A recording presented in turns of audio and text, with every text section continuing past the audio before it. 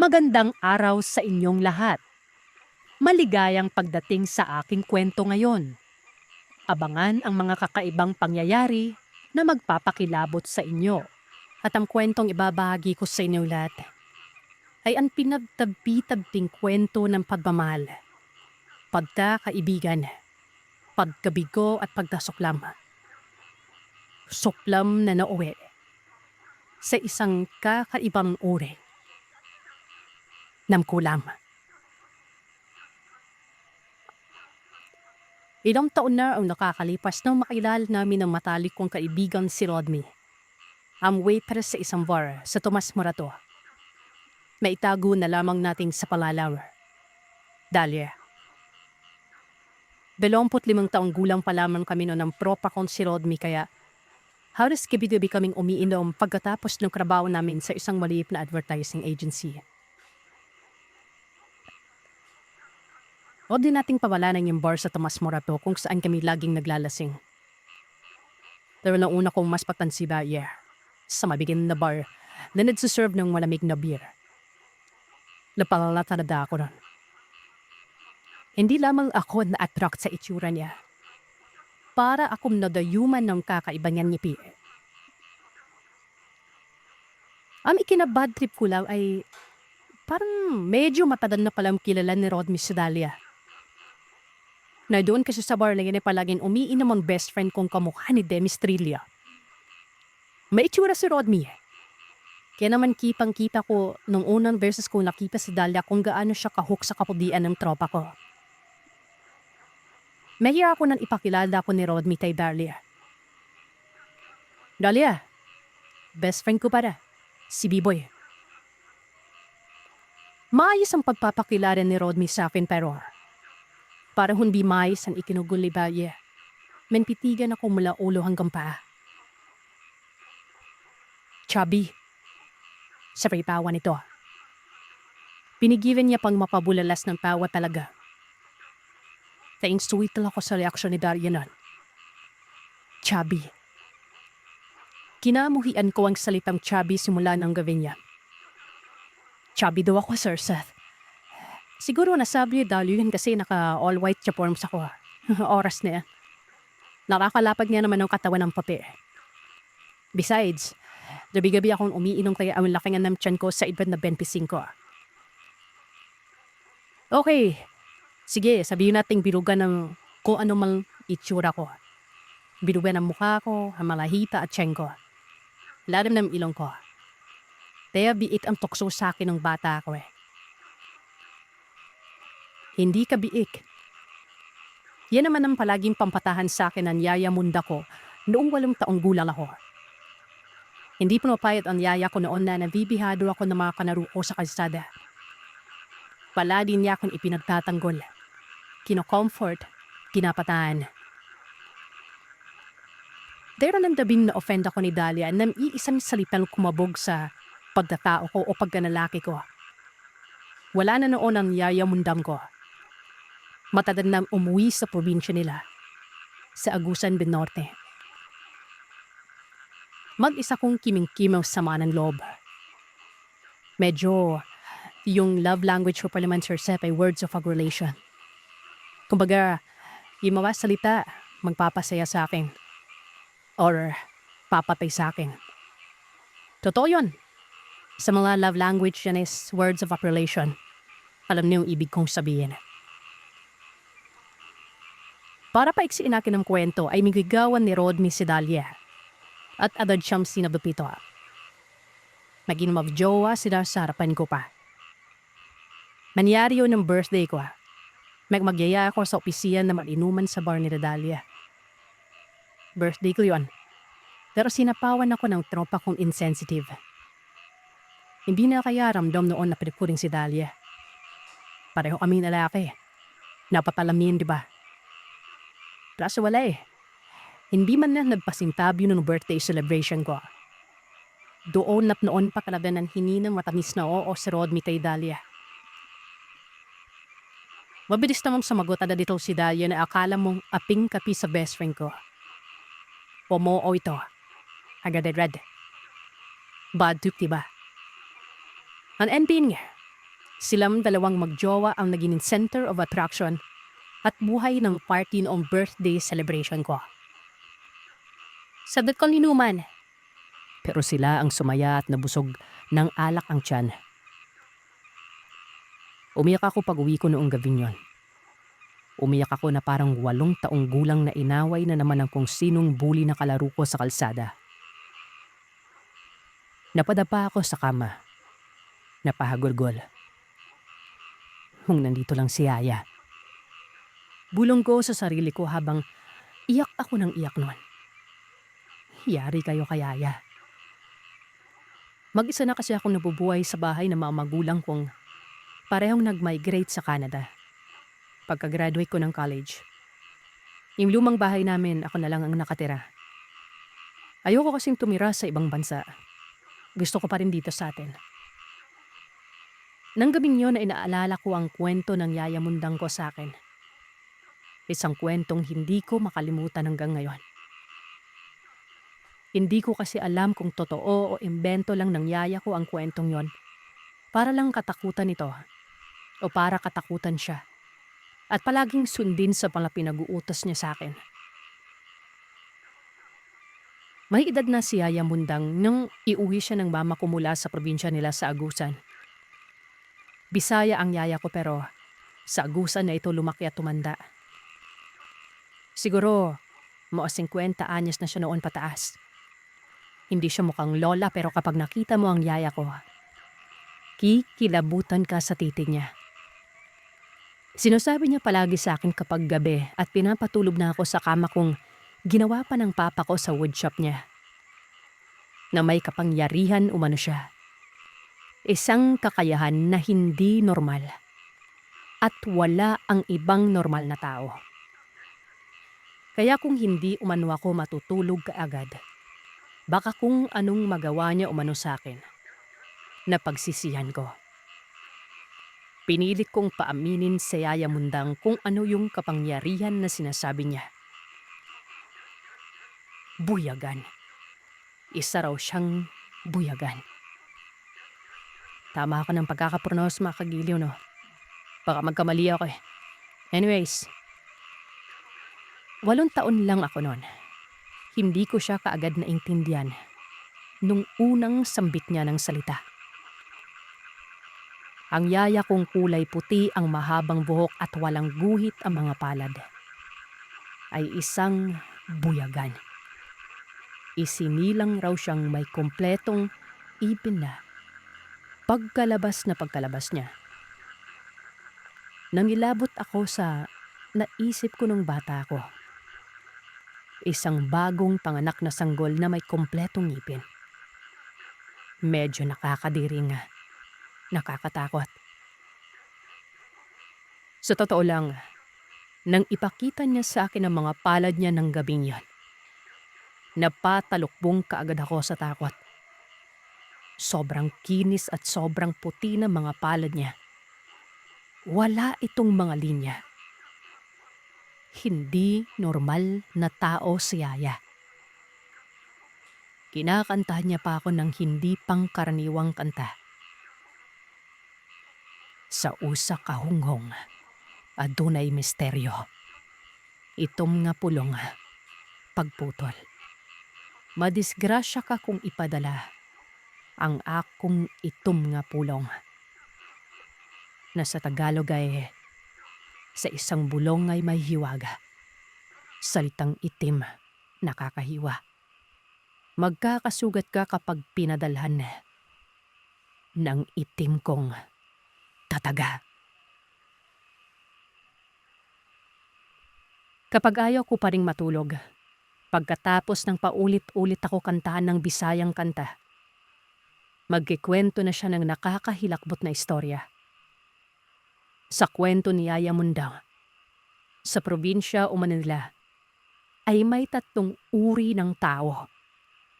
Ang mga normal na mamamayan, ang mga babaylan na mas kilala ngayon bilang mga manggagamot, at mga mangkukulam. Di-boy, isa akong mangkukulam. Pag-amin ni Yaya Mundang sa akin, Bawat isa umano sa pamilya nila ay marunong mangulam pero mas kilala ang angka nila bilang buyagan. Ang mga buyagan umano ay isang uri ng Bisayang mangkukulam na maaring magdulot ng pinsala, kapahamakan at sakit sa pamamagitan ng mga salita o buyag. Sabi pa ni Yaya Mundang, pwede raw silang makaapekto hindi lamang sa mga tao, kundi pati na rin sa mga halaman, hayop at mga bagay na walang buhay. Nagdudulot sila ng pinsala sa pamamagitan ng pagpuri sa isang tao o isang bagay, alinman sa hindi sinasadya o may masamang hangarin. Kapag galit o inggit sila sa isang tao o kaibigan nila, nagpapalipad hangin sila ng mga masasakit na salita o minsan ay mga kahilingan. Mamatay ka ng hayop ka, magkasakit ka sana, malasin sana ang angkan mo, magkasakit ka sana, panghabang buhay. Ito ang mga karaniwang buyag na pinapadala nila sa hangin. Nagsisimula ang lahat sa simpleng pagbulong habang katabi o kasama pa nila ang gusto nilang kulamin. Pero kapag hindi na nila kasama ang target nilang patayin na tao, gumagawa sila ng kakaibang ritual. Isang madilim na ritual o yung tinatawag nating itim na mahika. Sa isang altar ay nagtatayo sila ng mga maliliit na ribulto na anyong tao, pero gawa sa mga nabubulok na ngipin ng tao. Karaniwan umano, kumukuha at nangangalkal sila ng ngipin ng tao sa mga sementeryo at sa mga lumang ospital. Kapag nakakuha sila ng ngipin mula sa gusto nilang biktimahin, mas mabuti. Iniipon nila mga ngipin at bumubuo ng malahugis taong ribulto na isang dangkalang taas. Napapaligiran ng iba't ibang halamang may tinik ang ribulto. Nakatirik ang pulang kandila sa buong altar bago sila tumawag ng kakampi. Yun ang tawag nila sa isang itim na espiritu. Sir Seth, may si demonyo ang Yaya Mundang ko. Dahil nang awayin ako minsan ni Carlo na kuya ng kalaro kong si Amboy at umuwi ako ng bahay namin na duguan ng nguso. Nakita kong tumirik agad ang mga mata ni Yaya at umusal ng mahinang panalangin nun. Hindi ako sigurado kung panalangin ba talaga yon. Pero ang nakakasiguro ako, nagkasakit agad ang kuya Carlo ni Amboy. Nung gabi na yon, sinugod sa ER si Carlo dahil bigla umanong namaga ang kamay nito. Yung kanang kamay na pinangsuntok niya sa akin ay biglang lumobo at sumakit ng husto ng biglaan. Nakasilip kami noon ni Yaya Mundang sa bintana habang pinapanood ang mga magulang ni Carlo sa pagbubuhat sa kanya, papasok sa sasakyan. Ang masaklap, pagdating nito sa emergency room, nagnanana na agad ang kamay nito, kahit wala itong sugat. Lumobo ng lumobo ang kamay ni Carlo hanggang sa nagkaroon ng impeksyon sa loob nito. 3 araw lamang ang lumipas nun. Putol na ang kamay niya. Si Carlo na 15 taong gulang na kuya ng kalaro kong sumuntok sa akin sa ilong. Si Carlo na kuya ng kalaro kong 8 taong gulang din. Pinanong ko si Yaya kung may kinalaman siya sa nangyari kay Carlo. Nginitian niya lang ako at hinimas sa ulo. Mahal kita, Biboy. Yun lang ang nasabi ng Yaya ko. Mabilis na lumipas ang panahon at nagising na lamang ako na ihahatid na ni Mama si Yaya Mundang pabalik sa probinsya. Nagkaroon kasi ng matinding sakit noon si Yaya. Niyakap niya pa ako kahit na puno ng butlig ang mga muka at braso niya. Umalis si Yaya Mundang at yun na ang huli naming pagkikita. Lumipas ang panahon. Mabilis akong lumaking damulag. Tumaba ako, kakalamo ng junk food. Hindi ako lumalabas ng bahay pag galing sa eskwelahan dahil puro video games lamang ako na. Nakilala ko sa online gaming si Rodney na naging best bud ko. Hanggang college yun. Hanggang sa nakapasa kami pareho sa ad agency. Pareho kaming copywriter pero favorite siya sa opisina dahil nga artista ng itsura. Nabuo ulit ang inseguridad ko sa katawan. Hindi ako naging masyadong palakaibigan sa iba dahil nahihiya ako nun. Si Rodney lamang ang nagtutulak sa akin na magkaroon ng nightlife o mag-iinom. Siya ang bumuhay sa tiwala ko sa sarili ko pero siya rin ngayon ang nanakit ng pakiramdam ko, ng damdamin ko. Dahil siyang nobyo ni Dahlia, kung saan gusto ko na rin yung taong yon. Hindi ako. Ilang buwan akong lumayo sa kaibigan ko pero nahalata ni Rodney.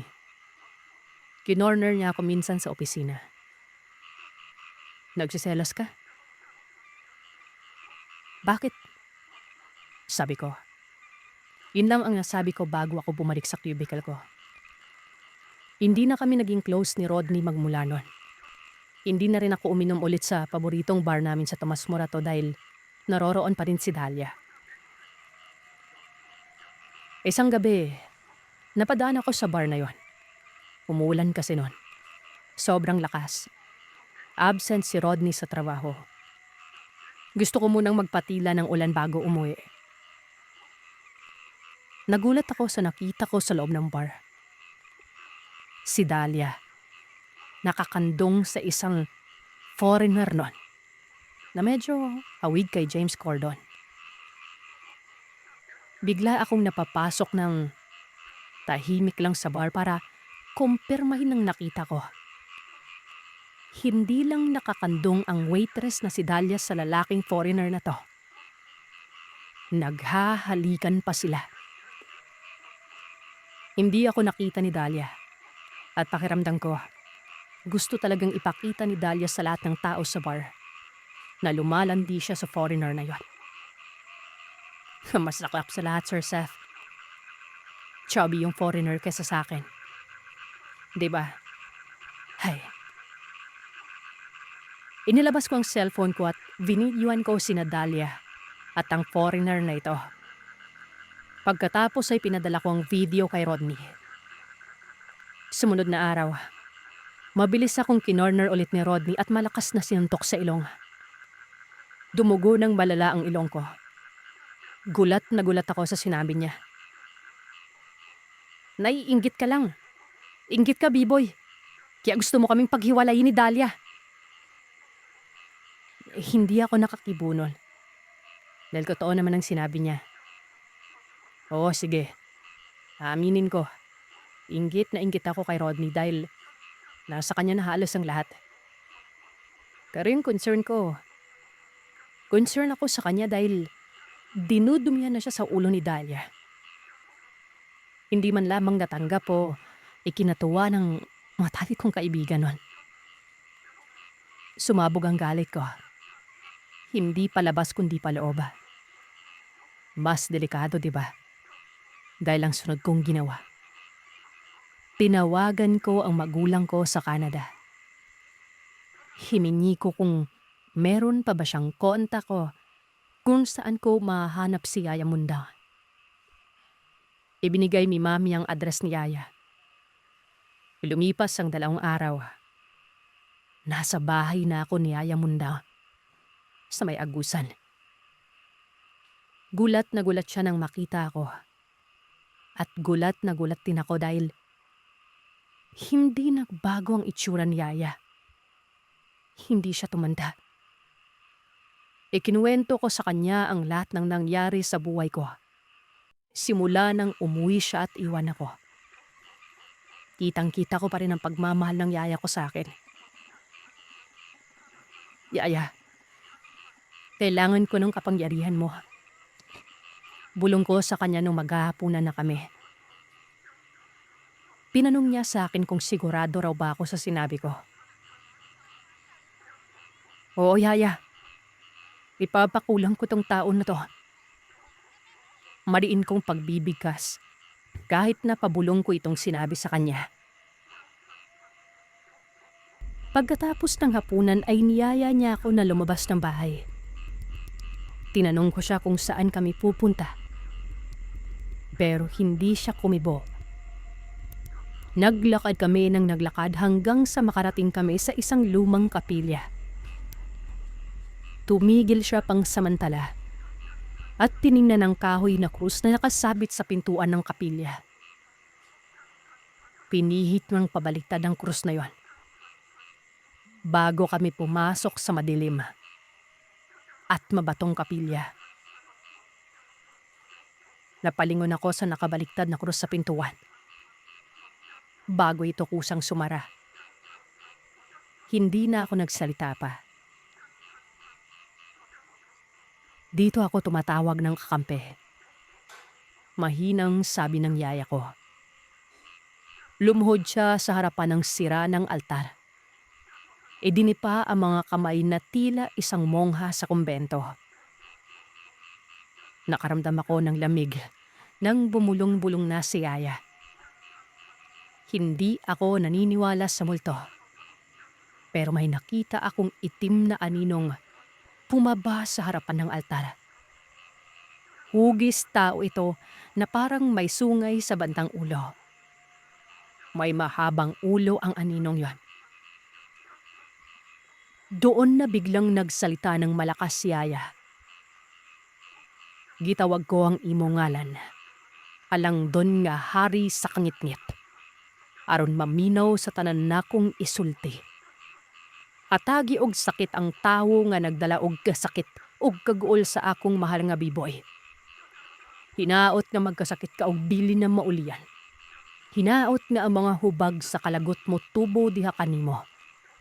Sa pagpanimalos sa pagkaguba nga imong gipahitabo sa usa ka maayong kinabuhi o gugma. Buyag, buyag, buyag. Ugma kun hayag na. Isablig og kasakit ang taho nga giduptan ni Bayboy. Sa Tagalog, Sir Seth, tinatawagan ko ang pangalan mo. Dakilang hari ng dilim. Upang makinig sa bawat kong sasambitin. Bigyan mo ng karamdaman ng taong may hatid ng sakit at tungkot sa mahal kong si Biboy. Magkasakit ka nawa ng biglaan at huwag nang gumaling. Ikaw na taong nanakit ng damdamin. Tubuan ka nawa ng mga bukol ng sama ng loob. Bilang higante sa dinulot mong pagwasak sa maayos na buhay at pag-iibigan. Buyag, buyag, buyag. Bukas kapag lumiwanag, magsaboy ka ng sakit sa taong kinamumuhian ni Biboy. Nang sumunod na araw, ginising ako ng isang tawag sa cellphone. Sinagot ko ang tawag na yon, kahit na pupungas-pungas pa ako. Kailangan mong pumunta sa ospital na tinext ko sa'yo.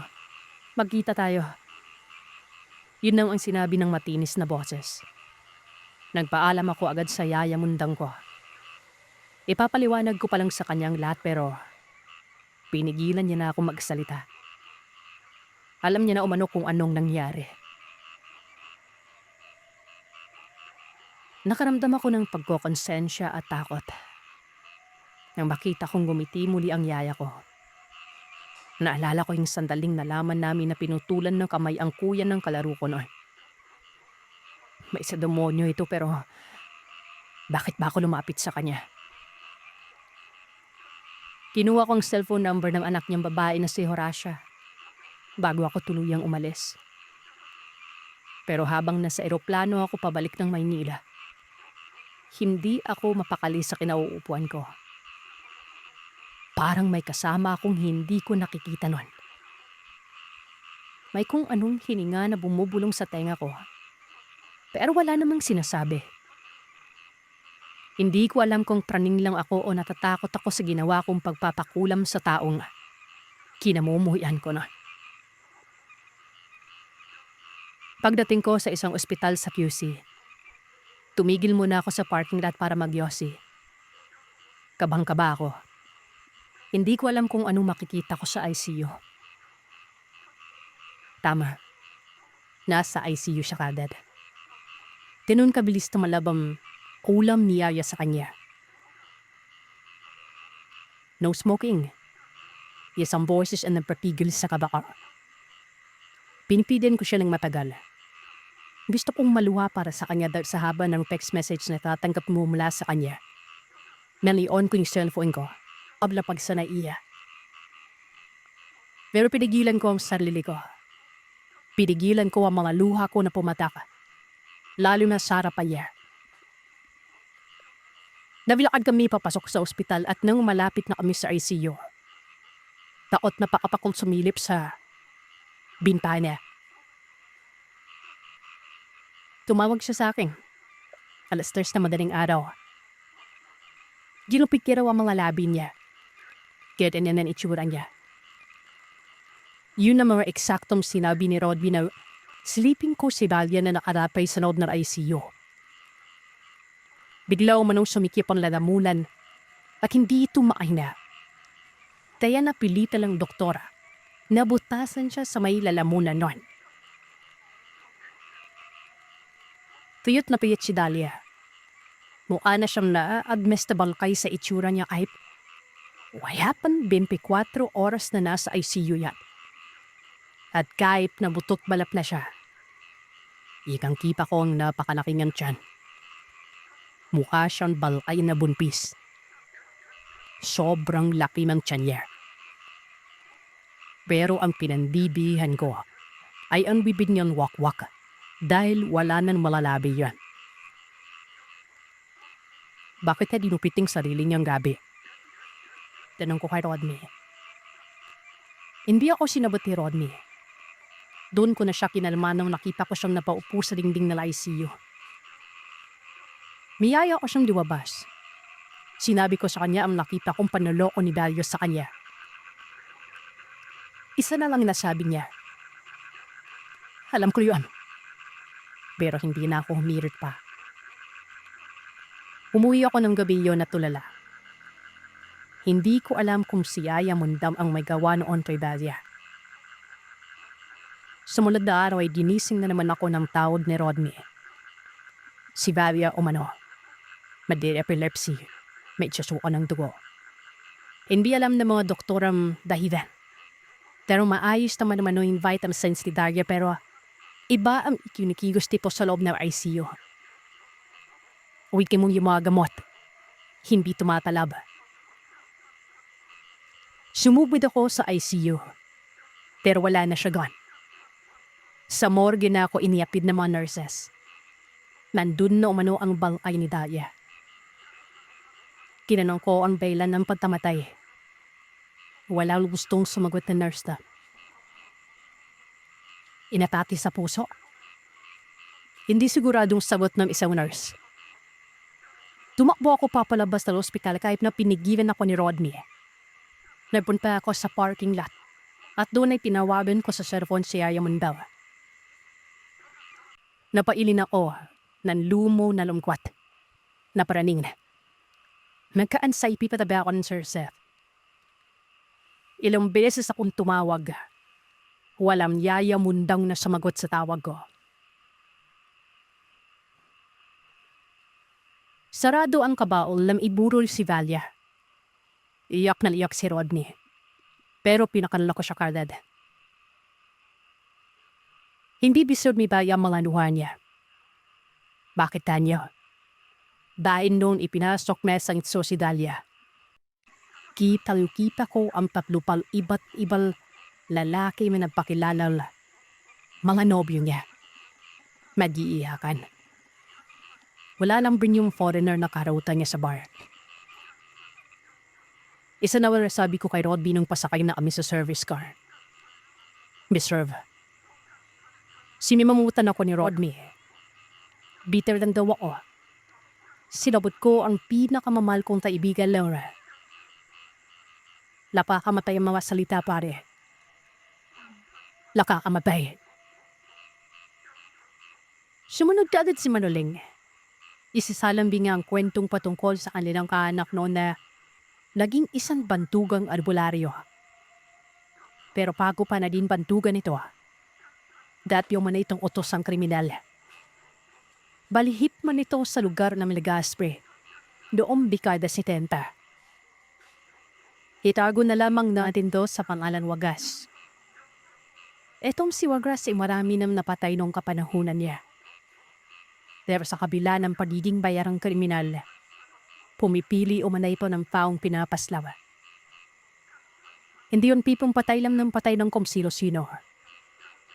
Bago masalam sa isang assignment, kinikita at istiwadas ang taong pupunteryahin. Ilalam na yung background, mga ginagawa at buong pagkatao sa pamamagitan lamang ng pagtatanong. At kapag nalaman yun, mabuting imahe ito. Hindi niya kinakadapan isang kautusan. Bagkos ay nagtatanong siya sa kanyang amo kung sino nagutos. May amo kasi itong si Wagas. Ito'y umarap sa mga kliyente. Nagkatanong ang kanyang amo kung anong problema. At ang sabi ng Wagas ay ang nagpapapatay ang dapat patayin. Hindi ang pinapatay dito. Sa murang edad ay prakaz na talaga si Wagas. Kung may kasalanan ng isang tao ay timbog talaga pero kapag wala ay hinahayaan nyo na. Kaya lang minsan, yung amo niya, kapag may malapit na kliyente ay nagtatanong kung anong kasalanan ng tao. Gawa ng kapag hilaw ang dahilan, posibleng ang nag-utos pang patayin. Bagay na masasabing, taga-umno o mano si Wagas nun. Ang amo ni Wagas ay itago na lamang nating sa pangalang seryo. Hinahangaan nito si Wagas na may paninindigan. Yung pipong hindi patay naman ng patay ng kung sino. Yung may hustisya. Handon sa nalaman ng amo na ito palang si Wagas ay merong masanimot na nakaraan. Ang mga magulang ay pinaslaw ng hindi kilalang mga tao. At natuklasan ni Wagas na lapag kamalam lamang ang mga ito. Kaya itong si Wagas ay ginamit ang nakaraan niya para itama ang kung anong marinon. Kasabay naman itong pagtugis sa kung sino ang kumatay at nag-utos na patayin ang kanyang mga magulang. Anibad pa lamang ni Wagas doon ay 17 taon pero nakampan na niya ang hustisya. Pero dahil nabahiran na ng dugo ang kanyang kamay, hilarin at galing sa masasama, ipinagpatuloy niya ang kanyang hangarin at talaunan pinagkatipaan niya ng pagiging kriminal. Handom sa naglampas 20 na si Wagas at napag-utusan itong patayin ng napakasamang mga tao mano. Ito lamang dinayayin sa kanyang amo. Tinanong ni Wagas kung anong klase ng mga tao ang papatayin niya. Kriminal ba? Abusado? Lasinggero at iba pa basta? Masama. Ang sabi naman ng kanyang amo, hindi ako sigurado Pero sa tingin ko, masama talaga Halinin sa kliyente. Kung gusto mo masuri muna, ikaw bahala. Kinakabahan ako Wagas.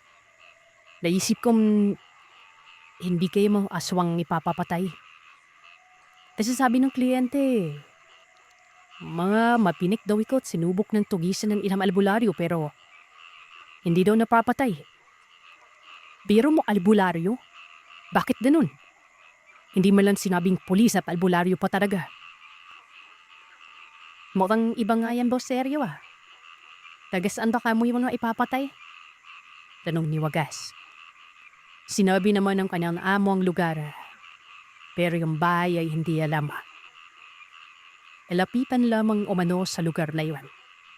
Ang nagngangalan Berto. Ito ang magtuturo sa kung saan matatagpuan ng mga salarin. Ang lugar ng mga ito, mga kagiliw, basit at mamling, ay sa bukiran ng Sorsogon. Walang ano-anong lumakad kagad si Wagas. Ito naman kasang ginagawa niya. Dapat may utos na kilos kagad. Hapon na yun ang makarating sa bukiran ng Sorsogon. Hindi na lang natin babanggipin ang eksaktong lugar kasi na baka kung ano naisipin at magdulot pa ito ng katatakutan. Bilang respeto na rin sa mga taga ron. Nagtanong-tanong kaagad si Wagas kung saan nakatira si Berto. Maliit na nain lamang ito mga kagiliw na kung ilalarawan. Parang ang layo sa kabiasnan. Mahirap pasukin ng lugar na yon. Pinagtaka nga ni Wagas kung bakit dito ang assignment niya. Parang ang layo sa nakagawian. Hindi sa syudad at subdivision. Bagkos, sa sobrang sukal na lugar. Nalaman niya kaagad kung saan banda nakatira itong si Berto. Kilala naman daw ito sa lugar. At katunayan ay inihatid pa siya ng isang tao papunta doon. Nagulat si Wagas. Paano ba naman kasi ito umanong si Berto ay isa palang albularyo. Matandang albularyo at ito ang sumubok tugisin ng kung sinong gustong ipapatay ng isang kliyente. Maliit na ang mga bahay ni Mang Berto. Wala itong ibang kasama kung hindi mag-isa lang. Kubo yun na may 4 na sulok at nakaangat ng bahagya sa lupa. Magdidirim na ng mga sandaling ito. Ngumisi ang matanda nang magpakilala si Wagas nun. Ikaw na pala si Wagas. Abay, akala ko sa susunod na linggo pa. Halika, pumasok ka sa loob. Kinakawayan si Wagas ng matanda. Lumapit naman ang binata at pumasok ng bahay. Doon nakita ang mga kagamitan ng albularyo. Lahat ng ito ay bago pa lang sa kanyang paningin. Ang sabi ni Mang Berto, isa daw sa nakatira sa lugar ay nagtatrabaho sa lugar ng Legazpi. Kasambahay yon. Tapos sinabi ng kasambahay sa kanyang amo ang problema nila sa lugar. Ito namang amo ay tumulong kagad. Naghanap ng makakaresolba ng problema. At yun na nga si Wagas nun. Teka po, kaya pala, nagtataka din po ako . Malaking halaga din po yung alok tapos dito. Wala naman po akong nakita mayaman dito . Ayun pala, amo ng taga rito yung tumulong. Ano po ba talagang problema dito, Mang Berto? Tsaka sino ba yung ipapapatay? Parang iba yan . Nakoyo, tamang-tama lang ang pagtatanong mo. Yan din ang pag-uusapan natin. May 3 aswang na gumagambala dito. Kamakailan lang ito nangyari. Ewan ko kung saan galing pero duda ako na baka taga-Virac.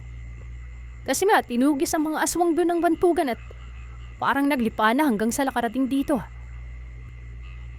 May napatay ng 3 aswang . Bukas, ipapakita ko sa iyong lugar kung saan nakatira yung napatay. Wika ni Mang Berto. Napatulala si Wagas. May mga aswang nga at tama ang kanyang among si Seryo. Dagdag pa ni Mang Berto ay sinubok niyang tugisin ng mga aswang pero hindi niya talaga mahuli-huli ang mga ito. Natuwa na nga lang siya at may tulong mula sa isang biyasang katulad ni Wagas nun. Nabiasa sa armas. At isasabay niya umano ang kanyang karunungan sa kayang gawin ni Wagas para mapatumba ang mga aswang na yon. Hindi ko alam kung anong ibig niyong sabihin, Mang Berto. Yung bagsik mo sa pagpatay iho hanggang sa mga tao lang. Pero dahil may karunungan ako, makakapatay ka na din ng aswang. Alam mo bang nalaman ko ang pagkatao mo? Hindi ka daw pumapatay ng walang kasalanan na ba . Pare-alam pala tayo ng prinsipyo. Nga pala, ako lang ang nakakaalam sa kung sino ka. Ito na din ay sinabi lang sa akin ng amo ng kasambahay. Huwag ipagsabi kahit kanino. Natural, madali ko lang naintindihan. Hitman ka daw . Sa pagpapatuloy ng matanda, bukas ay pupunta nilang lugar kung saan doon nakatira ang pinatay ng 3 aswang. Matapos nun, igagala ni Mang Berto si Wagas.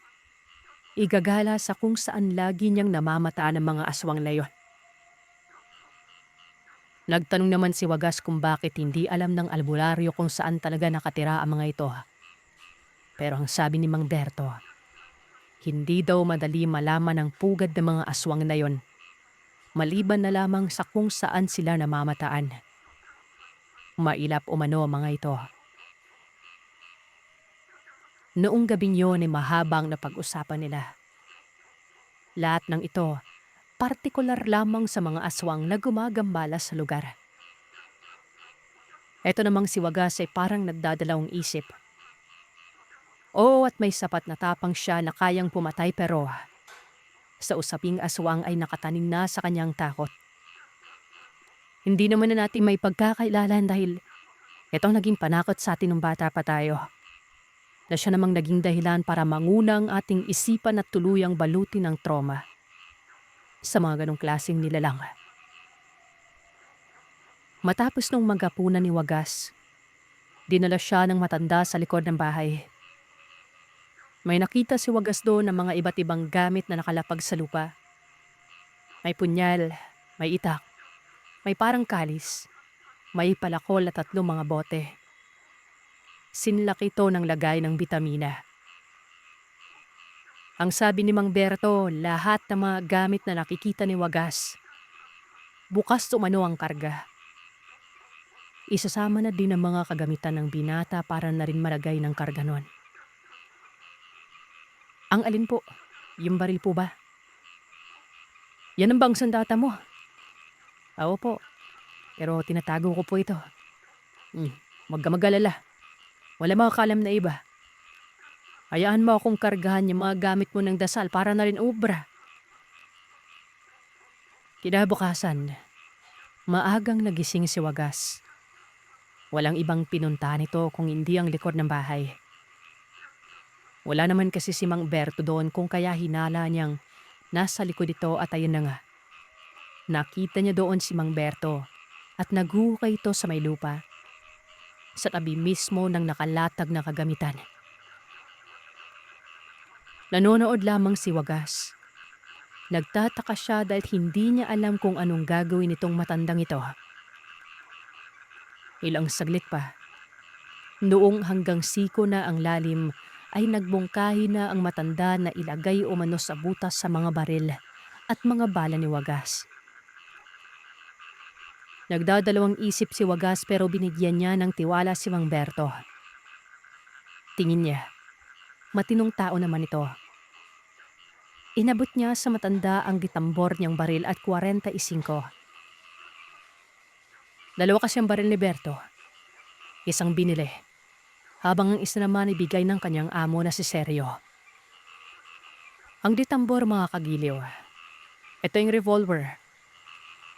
Halimbawa ay ang kalibre 38. Wala namang detalye kung anong revolver ba. Marami kasing klase ito. Nilapag niya yun sa lupa. Matapos naman noon ay niladay din niya mga sandata ng matanda doon sa butas at tinabunan nito ng lupa noon. Kung kaya't nagulat si Wagas na baka kamo ipapahuli siya nito. Kaya kinuha at tinilibing ang kanyang kagamitan. Nagreklamo si Wagas at nabantaan pa niyang matanda na kapag may ginawang hindi kaaya-aya, ay hindi siya magdadalawang isip na patayin ito. Alam kong magagalit ka, Wagas, pero magtiwala ka sa akin. Wala akong ibang motibo, maliban na lamang sa pagkakarga. Dagdag pa nito, ang lupa umano ang isa sa pinakamabisang sumpa para sa pagpatay sa aswang. Bukod pa dyan, may gagawing seremonya si Mang Berto para basbasan ang mga gamit ng maging makamandag ito para sa mga masasamang elemento. Nakita ni Wagas na matapos matabunan ng lupa ang mga gamit, nilagyan ito ng asin na tabo. Sa ibabaw lamang mismo ng tinabong lupa. Tapos noon ay binasa ng tubig na para bang nagdidilig lang pero maraming tubig yon. Wika ni Mang Berto, hanggang maghapon yung nakalibing. Kapag natuyo ng lupa, doon na niya sisimulan ng seremonya at magsisiga sa ibabaw. Pero habang hindi pa dumadating ang hapon, ay puntahan daw nila ang lugar kung saan may napatay ang mga aswang. Teka Mang Berto, oo, pinagkakatiwalaan kita pero hindi ako sanay maglakad ng walang dala eh. Naiirita ako. Bahagi na siguro ng katawan ko yung mga baril at bala ko. Ganyan din naman ako iho eh. Bilang albularyo. Bahagi na rin ng katawan ko ang mga gamit ko. Wala tayong pinagkaiba. Ikaw sa pisikal, ako naman sa spiritual. O siya sige, alis na tayo't magtiwala ka lang. Walang nagawa si Wagas kung hindi sumang-ayon na lamang. Pero inihahanda niya na rin ang sarili nun. Oo at may tiwala siya sa matanda pero hindi pa rin maalis sa isipan niya ang duda. Unang beses kasing mawalay sa kanya ang mga gamit niya. At kapag may nangyari ay hirap siyang ipagtanggol ang sarili nun. Malayo ang lugar na pinuntahan nila. 1 oras na lakaran. Hanggang sa nakarating pa sila sa isang nayon. Dito na sinabi ni Mang Berto na isa sa mga residente sa lugar na yon. Pinatay ng mga aswang. Tinuro pa ni Mang Berto ang bahay nito. Tapos naglakad ng matanda patungo doon. Sumunod naman itong si Wagas hanggang sa bumungad na sila sa bahay. Maliit na bahay lamang ito na may 3 maliliit na bata at isang lalaki na husto na sa edad. Kilala nito si Mang Berto dahil bumati ang lalaking yon. Ipinakilala naman ni Berto ito kay Wagas at ang sabi, yung asawa niyang pinatay, si Gador. Tingnan mo't ang liliit pa ng mga anak ko. Kung hindi mo na itatanong, 2 talagang napatay. Buntis kasing asawa niya, Wagas. Nanigas ang katawan ni Wagas. Binalat siya ng matinding pagkaawas sa pamilya. Taman niya ang hinagpis na mga ito at pangungulila nun. Ang mas nakakalungkot dyan ay ang kalagayan na parang hirap pa sa daga mga ito. Bakit hindi mo na kayo tumuloy, Mang Berto? Sino ba itong kasama mo? Mukhang ngayon ko palang nakita at makisig na tao ah. Bungad ni Gador nun. Kinakarabit pa nito ang mga anak at sinabing gumala muna dahil may bisita. Pamangkin ko. Ito yung alak ng kapatid kong Yumao, Tata Galigaspi. Nagbabakasyon lang. Hindi na ba gumagambala dito sa lugar ni mga aswang? Ayon kay Gador, gumagambala pa rin naman nambabagat. Kaya nga mga tao doon ay ayaw nang lumabas ng bahay. Maging sa araw ay takot na rin. Kagabi nga lang umano ay nagmasid si Gador. Kahit isa lamang daw doon sa mga aswang ang mapatay niya. Sapat na yon para mapanatag ang isip ni Gador nun. Yung pagkaawa ngayon ni Wagas ay napapalitan na ng galit. Mahina niyang sinabi kay Mang Berto yung, uubusin ko sila tanda. Walang matitira sa kanila. Gusto kong tulungan yung taong to. Pupugutan ko ng ulo lahat ng mga aswang na yon. Yan! Yan ang hinahanap ko sa isang katulad mo eh. Galit? Tama lang. Yan din ang baon ko. O Gador, napadaan lamang kami. Ito kasing kasama ko, albularyo din, baka makatulong. Igagala ko lang sa lugar nang malaman niyang sitwasyon. Alis na kami. Pinunta nila ang gubat noon. Sobrang sukal nito. May paakyat, may pababade. Nagtatayugan ng mga puno at lampas tao ang mga damo. Sabi ni Mang Berto, may ibang lugar na hindi pa niya napapasok. At sa pagkakataong yon, papasukin na niya ito kasama si Wagas. Baka naroroon lamang nakatira ang mga aswang. Dagdag ng matanda, pagsapit na lamang ng hapon sila uuwi. Isa sa gawa niyang seremonya doon sa mga kagamitan. Tapos ay balik na kaagad sila sa gubat. Ayon naman kay Wagas, kahit buong magdamag pa, matugis at mabigyan lamang ng katahimikan umano ang lugar, laban sa mga mapaminsalang aswang. Kahit buhay pa umano ni Wagas ang kapalit nun. Doon tayo sa kabila. Tama nga ang pagkakakilala ko sa'yo. May mabuting puso ka nga. Bagay na totoo ang sinasabi ng amo ng kasambahay. Sumusugal ka daw, mapatay lang isang masamang tao. Minsan ay hindi ka pa tumatanggap ng pera. Ayos lang sa'yo ang wala. Hindi ako nakakatulog mong Berto eh. Lalo na kapag alam kong dapat lang patayin ng isang inuutos sa akin. Kahit walang bayad, papatayin ko talaga. Sabihin mo lang sa akin kung anong dapat gawin. Susunod ako. Tumangulang si Mang Berto. Nilibot nila ang buong kubat nun. Buong maghapon din yon. At noong papauwi na sila, ay may nakasalubong sila sa daan na 2 tao. Napahinto pa si Mang Berto dahil hindi niya kilala ang mga taong ito. Sinabi niya ito kay Wagas. At alam niya ba kung anong gagawin dapat ni Wagas nun?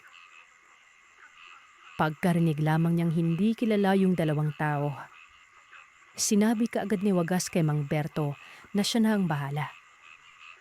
Ipigit na lamang umano ang mga mata ni Mang Berto sa kung ano makikita niya.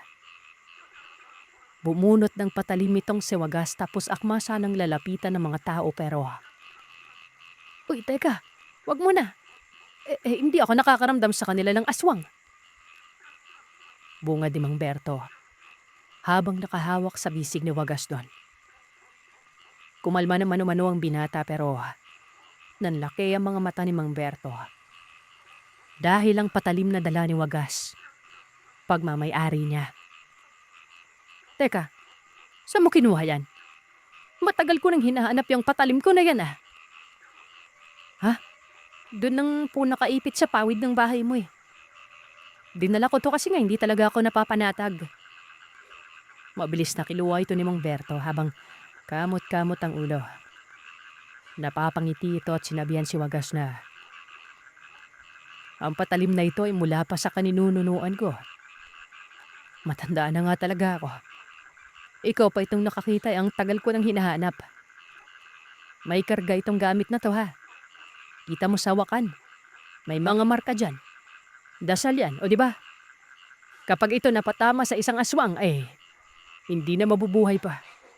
Basta mapuruhan lang. Hayaan mo na yung mga taong yan, baka mga dayo lang. Hindi na lang nagsalita si Wagas pero napapailing siya sa puntong yon. Karaniwang patalim lang naman daw kasi ito. Nag-iba nga lang ang hawakan. Dawa sa bronze. Nakikita niya si Mang Berto na nakangiti na wari ba'y tuwang-tuwa ito habang hawak ang patalim. Naisip noon ni Wagas na baka nga doon kalalim ang halaga nito para sa matanda. Nang makarating sila sa bahay, walang ano-anong nagsimula kaagad si Mang Berto ng seremonya. Gulat na gulat noon si Wagas. Dire-diretso yon. Kaagad na lang umupo sa lupa ang matanda. Sarap mismo ito ng pinaglibingan ng mga sandata. Nagdasal umano yon at mga ilang minuto din yon tapos yung patalim na isa ay itinarak doon sa gitna ng tambak na lupa. Pagkatayo ni Mang Berto, doon na tinabunan ng mga tangkay ang ibabaw tapos sinigaan yon. Nagpapalibot-libot daw si Mang Berto habang nagmumuni-muni. Ilang saglit pa, nakita ni Wagas na bigla na lang namatay ang apoy. Nanlaki ang kanyang mga mata na para bang may tumamang malakas na hangin dito pero wala naman siyang nararamdamang hangin na naparaan. Yung patalim na kinuha niya galing kay Mang Berto, nangitim daw yon. Hanggang sa nagmungkahi ng matanda na hukay na mga sandata. Nabasbasan na umano ang mga ito. Malakas ang basbas na yon at alam ni Mang Berto na maging si Wagas ay naramdaman din yon. Ang alindan, Mang Berto? Yung pagkamatay ng siga? Isa din yon. Hudyat yun natapos na. Pero may naramdaman ka, alam ko yon. Hindi ka ba kinikilabutan? Hindi ba nagtayuan ang mga balahibo mo sa katawan? As para may tumutusok sa balat mo. Napakunot ang mukha ni Wagas noon. Kagad niyang inalala ang nangyari. hanggang sa napagtanto niyang tama si Mang Berto. Akala niya kasi wala lang yung pangingilabot niya at pagtatayuan ng balahibo. Bukod pa dyan, para ding may mga buhangin na tumama sa kanya at ang pakiramdam nito ay parang tinutusok ang kanyang balat. Akala niya, pamamanhib lamang yon. Ganun po ba yung pakiramdam sa isang basbas? Naramdaman ko pero napagkamalan kong baka normal lang. Lakas yun ang presensya ng basbas. Yan ang kaibahan ng may karunungan kumpara sa normal na tao wagas. Malaki ang agwat at nakakamangha. Hindi mo akalaing nangyayari pala talaga. O siya, sige. Tulungan mo ako dito at malalim pa naman ang pagkalibing. Kinuha na ni Ramang sandata nun. At sa puntong yon ay nag-aagaw ng dilim at liwanag. Matapos makuha ang mga gamit, walang ano-anong naghudyat kaagad si Mang Berto. Nakatitig ito kay wagas at ang seryoso na muka. At ang sabi ay handa na ba umano ang binata nun. Anumang oras, nakahanda ako, Mang Berto. O bueno, tara na. Umalis na sila noon. Etong si wagas sobrang humanga sa matanda. Dama niya ang pagiging porsigido nito na para lamang din siya. Habang naglalakad ay sinabi ni Mang Berto na may mga palatandaan siyang nakita kanina. Mga bakas umano ito ng hayop o hindi naman kaya ay aswang. Marami yon, kaya posibleng nagpabalik-balik doon ang kung anong nilalang. Nga pala mga kagiliw, maraming beses nang nabanggit ang mga bakas-bakas na yan. Iba-iba din ang pagbasa ng mga albularyo dito. May mga ilang napakabihasa. Magaling talaga sa mga bakas kahit laway ng aswang, makikita. Samantalang itong si Mang Berto, organikong manggagamot kasi ito. Bumabase lamang siya sa organikong pamamaraan. Kapag organiko kasi, nakatuon lamang talaga sa gamutang lokal. Hindi yung mga matinik talaga sa karunungan na kayang kilatisin ng mga mahirap na bagay. Pero ito lang ang sasabihin ko. Kung alin sa dalawa ang mas magaling, ang organikong manggagamot ba o yung manggagamot na gumagamit ng malalim na karunungan? Para sa akin, ang mga organikong manggagamot na magagaling. Hindi kasi nalalagay sa peligro ang isang pasyente. Hindi katulad ng mga dinadaan pa sa ritual at kumbate. Nakasalalay din kasi ang buhay ng pasyente doon. Habang itong organiko, kung ano ang pinakamabisang pangontra, yun ang ginagamit. Nasabi na ito ng isang manggagamot sa isang kwento niya sa isang channel, Sir Seth. Yung si Roberto. Kumbaga safety dito ang pasyente at napakabisa ng pamamaraan nila. Ito ding organiko manggagamot ang may taglay na basbas na hindi ka mababahala. Karamihan sa kanila ay mga bertudes at dibino. Hindi kagaya ng iba na hindi likas na may basbas. Yun bang dumadaan pa sa debosyon at nagsisiksika ng sarili, kahit hindi karapat-dapat. Gumagamit ng mga bertud na ginagawang pangalawang Panginoon na hindi alam kung ano ang lumulukob sa bertud na yon. Kung masama ba o mabuti. Pili lamang ang mga taong may taglay na pahintulot mula sa taas at kadalasan sa mga ito ay mga organiko. Maniwala kayo, kadalasan din naman sa kanila ay nasa tagong lugar matatagpuan. Yung walang impluensya sa mga kabias na natalamak ang kasamaan. Kaya kung ako, kapag ako ay may karamdaman na hindi karaniwan, sa organiko ako lalapit. Yan ang kasi, safe sila. Wala silang kasunduan sa kung anong kademonyohan. Balik tayo sa kwento. Nagtaka noon si Wagas dahil ibang daan ang dinaanan nila. Hindi ito yung kanina. Pagkos ay nasa kalsada sila noon. Kalsadang lubak-lubak pero patungong bukid. Nagtanong siya kay Mang Berto kung bakit sila dumaan doon. Ang sabi naman ng matanda, dederecho sila sa pinakamalayo. Tapos pagbalik nila, pupuntiryahin na nilang lugar kung saan sila naroroon kanina. Total kasi ay naroroon na din si Wagas. Sukdulan na lang ang paghahagilap nila para maisa at hindi na tumagal pa. Hindi na nagsalita si Wagas noon. Kumakalam na ang tiyan niya sa mga sandaling ito. Wala umano silang hapunan. Pero itong si Mang Berto, hindi man lamang makitaan ni Wagas ng pagkapagod. Parang napakakondisyon ng katawan, samantalang siya noon ay damanan niya ang mga panlakit ng kalamnan. Kahit sanay na sanay umano si Wagas sa pagbubuhat ng mabigat at ehersisyo.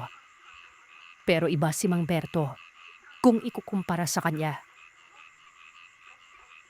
Napapaisip na noon si Wagas, baka dahil ito sa taglay na karga ni Mang Berto. Kaya nga nagkaroon ng matinding interes itong si Wagas na matuto din ng karunungan. Pero ipinagpaliban niya umano muna ito. Pagkatapos na lamang ng pagpatay sa mga aswang niya, susuyuin ng matanda. Na sana umano'y paunlakan siya nito bilang mag-aaral. Hanggang sa sobrang layo na daw nila noon, saka palang lumiko patungong gubat. Wala man lang kabahay-bahay doon. Maging konting banaag na nagpapahiwatig na may nakatira. Wala talaga. Purong kakahuyan na halong sagingan. Ang 2 baril ni Wagas, nakainggansa na ang mga ito at may karga ng mga bala. Wala nang dapat gawin kung hindi kalabitin na lamang kapag may komosyon. Habang si Mang Berto naman, kalmado lamang na naglalakad. Tahimik, wala silang gibuan. May bitbit si Mang Berto na flashlight at ito yung lumang klase ng flashlight na kulay dilawang liwanag. Dere-derecho lamang sila hanggang sa bigla na lang huminto si Mang Berto. Ang sabi ay nakakaamoy daw siya ng aswang sa lugar. Pero hindi niya matumbok kung saan banda yon. Basta nadala lang ito ng simoy ng hangin. Siyempre itong si Wagas, dahil wala pang alam sa aswang ay nagtanong siya kung anong amoy. Dahil ang samyo na naaamoy lang niya nun ay galing sa mga matatapang na damo at parang dumi ng tao. Sa tingin mo nga ba may tao dito? Yang naaamoy mo na mabaho, galing sa aswang yan. Kumalma ka lang ha. Kapag may nakita tayong tao, aswang na yan. Pero huwag ka magpapahalata. Nakakubli ang mga gamit natin sa isang sabulag. Akalain lamang nilang normal na tao tayo. Lalapitan natin yan kasi nga pag naginala sila tatakas yung mga yan. Kumalma ka lang iho.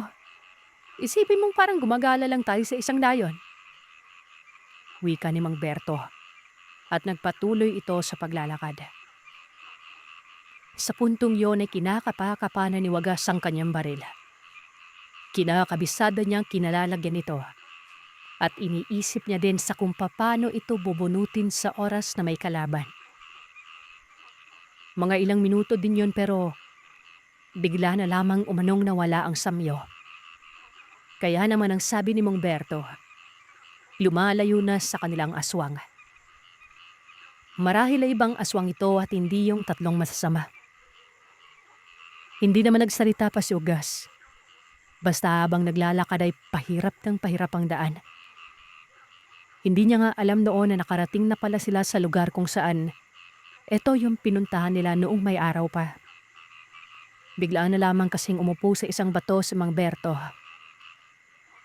Sa baba, naroroon ang mga bakas. Tingnan natin kung baboy ramo ba ang dadaan. Humanap ka ng magandang pwesto. Wika ng matanda nun. Humanap nga si Wagas pero habang nangyayari yon, nakapansin siya ng may gumagalaw sa may unahan. Mga maliliit na puno ito na wari ba may kung ano doon, kung kaya naman tinitigang maigi ni Wagas ito.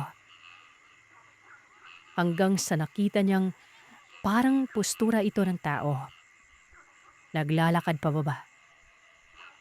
Doon ay naalala ni Wagas yung sinabi ni Mang Berto na kung makakita ng tao, aswang daw man na yon. Mabilis na binunot ni Wagas ang kanyang baril. Lumapit doon sa taong nakikita niya at pinaputukan ito. Makailang beses na paputok yon. Ilang distansya lamang ang pagitan. Alam ni Wagas na tinamaan niya ito pero takang-taka siya dahil mabilis itong nawala. Si Mang Berto naman ay nagulat at kaagad tinungo si Wagas at ang sabi, "Anong nangyari?" Ang sabi niyo kapag nakakita ako ng tao, aswang na yon. Pinaputukan ko. Tinamaan pero nawala. Teka, mapuntahan niya. Walang ano-anong pinuntahan yun ni Wagas. Sumusunod sa kanya si Mang Berto. At doon ay nanlaki ang mga mata ni Wagas nang makita ang isang tao na nakasandal sa puno ng kung ano. Napakapangit ng mukha nun. Tuguan ito. Kitang-kita at detalyadong nasisilayan ni Wagas dahil tinamaan yun ng ilaw ng flashlight. Ang sabi pa ni Mang Berto, timbog na umano ang isa. Lumapit ang matanda at tinuluyan ito ng pagtataga. Sa kauna-unahang pagkakataon ay doon pa lamang nakakita ng aswang si Wagas. Napakapangit umano na mukha nun. Masahol pa sa dalit na aso. Nakahubot-hubad at sobrang baho. Sabi naman ni Mang Berto ay dagit daw ang aswang na yon. Isang uri ng gabunan kaya ganoon ang itsura. Sinabi ko naman sa'yo na malaki ang maitutulong mo. Magagawa nating makapatay ng aswang. Di ba? Sobrang bisa ng basbas na gamit mo. Kung wala at tiyak, parang kinagat lang ng lagam yung animal na yan. Hindi nakakibo si Wagas noon. Mantakin nyo, nakapatay na siya ng aswang. Ilang saglit lang, nakakapangilabot na angil umano ang narinig nila sa lugar. Nagmumula ito sa magkakaibang direksyon. Wika naman ni Mang Berto ay dumating ang mga kasama nito. Tama lang at hindi nga siya nagkamali sa bakas na nakita niya. Hindi ito galing sa baboy ramo, kung hindi galing mismo sa aswang. Ang dagit sa Bisaya, Sir Seth, ay mga kaskas, mga uri nga ng gamunan. Ang abilidad nito ay maglakad lang pero pagkakamalan mong lumilipad, gawa ng ang tinig nito ay nagmumula sa itaas. Tapos kapag napapadaan ito sa isang bahay, ang maririnig ay parang agos ng batis. Pero may samyo na masahol pa sa mabaho, sa mabahong balbal. Pambulag umano ang amoy na yon. Hindi ito makikita ng tao. Hindi mamamalayan na nasa tabi lamang o nasa malapit lamang ito. Pero ang tanong, bakit nakita ni Wagas? Sa tingin ko ay dahil ito kay Mang Berto. Siguro ay may ginawa siya kay Wagas o hindi naman kaya epekto ito ng isinagawang karga ni Mang Berto noon. Kumbaga pangkalahatan, gaya ng nabanggit ng matanda. Nakakublisa sa bulag ang mga gamit nila. Kasama na ito sa proseso at siguro kasama na rin doon ang pangbasag ng sambulag ng kalaban. O pwede rin nagpakita talagang aswang na yon. Pero walang alam na naroroon sila. Gawa ng nakakuble ang gamit nila sa sabulag. Balik tayo sa kwento. Ang angil na naririnig nila, bagamat nasa magkakaibang direksyon, pero parang nasa itaas ito banda. Tumutugma ang pagkakakilala sa klase ng aswang na nabanggit ko kanina. Si Mang Berto noon, magkabilaan na ang patalim na bitbit. Isang itak at isang punyal. Ganon din si Wagas. Magkabilaan ang kanyang baril. Kinarga niya ng bala yung ditambor. Dawa ng yun ang ginamit niya sa isang aswang. Minuto ang nakalipas. Nawala ang tunog. Pero naroroon pa rin ang amoy. Malalang amoy umano yon na dumagdag pa sa amoy nung napatay ni Wagas. Nakikiramdam lamang ang dalawa. Hanggang sa may narinig umano silang Boses ng isang tao na isang lalaki na para bang umiiyak. Alam niyo ba kung ano ang ginawa ni Mang Berto? Sinigawan yun at sinabihang, masakit bang mawalan ng kamag-anak?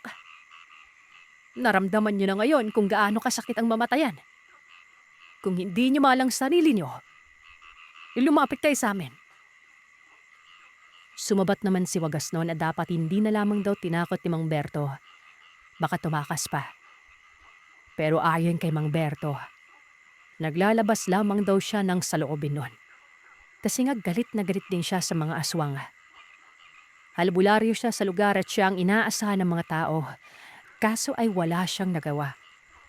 Maliban na lamang sa pagdating ni Wagas. Sumagot umano ang nilalang na umiiyak. At ang sabi nito sa kanila, hindi daw sila makakalabas ng gubat ng buhay. Ayun, parang ginanahan naman ng matanda, maging si Wagas. Ilang saglit lang ay nakita nilang dalawa ang dalawang taong naglalakad pero nawawala-wala umano yon. Hinbang palapit ng palapit sa kanila pero nagpapalipat-lipat ng posisyon. Ibang klaseng aswang umano ito. Yan umano ang abilidad ng mga kaskas. Kapag napapadaan sa isang puno ay maglalaho na lamang bigla. Hindi naman natinag ang dalawa noon. Si Wagas ay nag-aantay lamang ng pagkakataon at alam niya sa sarili na maging si Mang Berto. Ganon din. Hanggang sa tuluyan ng naglaho ang dalawang aswang. Dito na nagmungkahi si Mang Berto na nasa ilang distansya ang mga ito at huminto nun. Gawing batayan numano ang paggalaw ng mga damo. Tumango naman si Wagas at noong mamalayang gumagalaw ang mga damo kahit wala namang aswang. Pinaputukan kaagad ni Wagas ito. Lalo pat sobrang lapit na nun. Nasa 2 dipa na lang. Bigla na lamang umanong lumitaw ang isang aswang pero nakadilat ang mga mata na wari ba'y gulat na gulat at sapu ang kanyang dibdib. At unti-unting tumatagas to ng dugo. Tinamaan yon. Ikaw ba naman yung paulanan ng bala, di ba? Yan ang kaibaan sa itak at baril. Asintado ka pala kahit wala ka namang nakikita eh. O ako na bala dito, Wagas. Hindi na to babubuhay pa.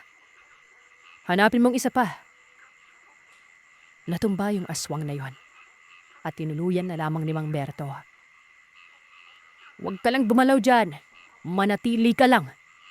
Dahil kapag gumalaw ka at nakita ng kasama ko ang kinaroroonan mo, tumba ka rin. Ang lakas ng sabulag niyo, no? Nagawang makakubli sa mga mata ko. Pagbabanta ng matanda doon sa isa. Aminado si Wagas na naroroon ito at nagtatago lamang pero hindi gumagalaw. Doon na nanhiram si Wagas ng itak. Tapos pinagtataga doon ng matataas na damo. Tira bahala, walang pinatutunguhan. Hanggang sa may kumakaskas daw doon. Isang di pa lamang ang layo kung kaya pinaulanan kaagad ng bala. Kahit pa madilim yon. Sa maniwala man kayo sa hindi ay bigla na lamang may umungol. Kasunod nito ang paggalawan ng mga damo na wari ba'y may nagwawala. Hanggang sa bumungad na ang nakabulagtang aswang at wala ng buhay. Babae ito. Bali 2 lalaki at 1 babae lahat. Tapos ang buhay niyong mga animal kayo. Napakatinik mo, Wagas. Papaano mo natumbok yung isa? Hindi ko alam. Madilim kasi. Siguro tinamaan nyo ng itak. Tapos gumalaw. Kaya pinaputukan ko na yung mga damo. Sino ba nang mag-aakala na tatamaan ko pala? Ang sabi naman ni Mang Berto ay hindi daw tsamba yon kasi 3 tinamaan. Naganyong tao ang mga labi. Nanlaki ang mga mata ni Mang Berto. Yung 2 lalaki, eto yung nakasalubong nila Wagas sa daan. Ang sabi pa, kung tinuluyan niya na lamang yung 2 edi, isa na lang dapat ang papatay nila. Napakalakas ng sabulag nila, no? Hindi mo akalaing aswang. Pero ayos lang yan. Total ay napatay din naman natin ang 3. Pagbuklod natin wagas at isilaban. Sinunog nilang 3 labi. Hindi nila iniwan yan hanggat hindi naabo. Habang nangyayari yon, malaking pasasalamat ni Mang Berto sa binata. Tapos na daw ang problema sa nayo nila. 3 aswang lang naman. At hindi siya nagkakamaling itong 3 napatay nila. Yun na yun. Kinabukasan, ipinaalam kaagad sa mga tao sa lugar na patay na umano yung mga aswang. Wala nang dapat ikakakot pa. Nagtanong ang ilan kung sino ang nakapatay. At ang sabi naman ni Mang Berto, hindi niya kilala. Pero marami umano.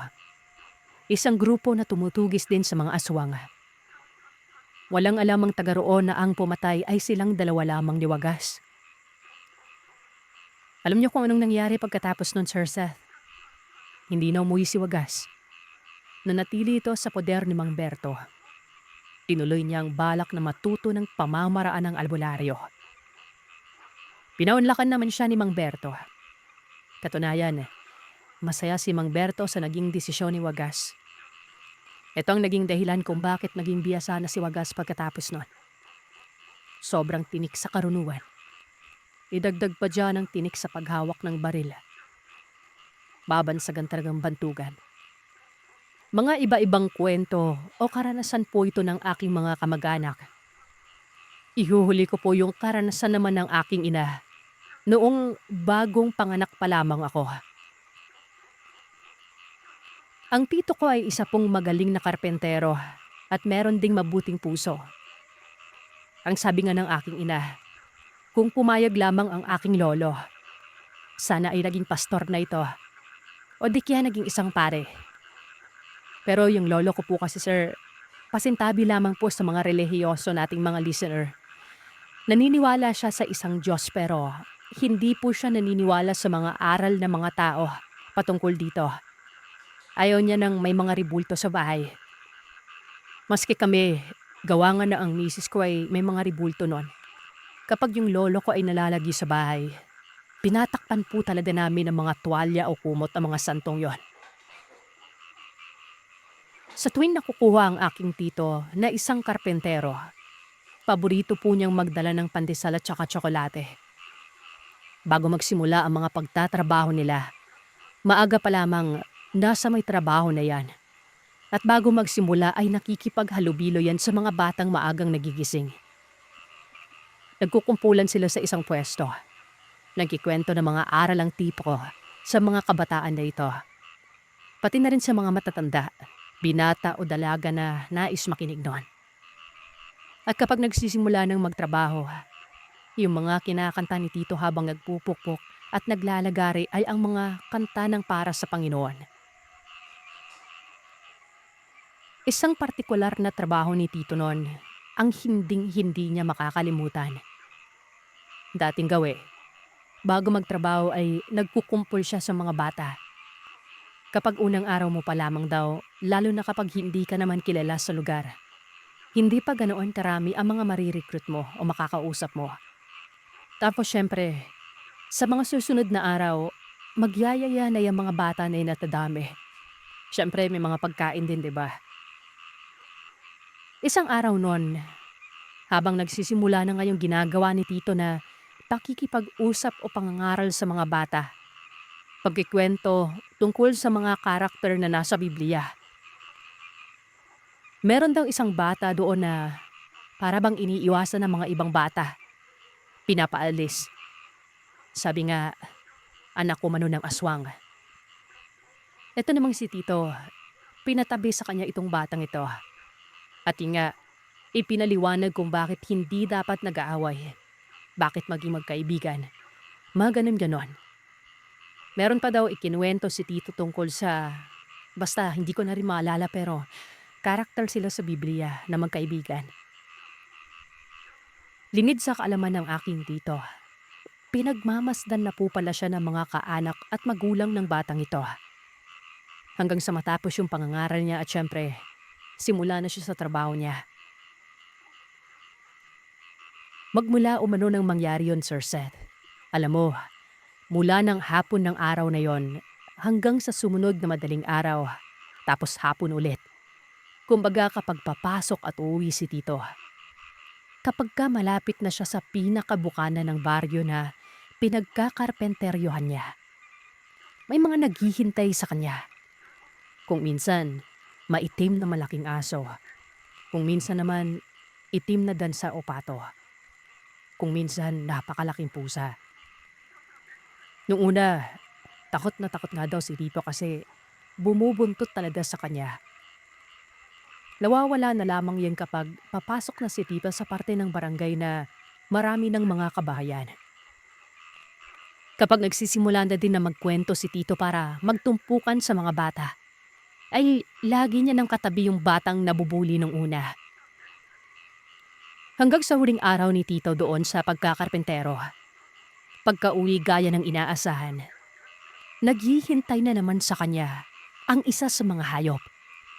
Sa pagkakataon na ito, itim na gansa naman ang sumasabay sa paglalakad sa kanya.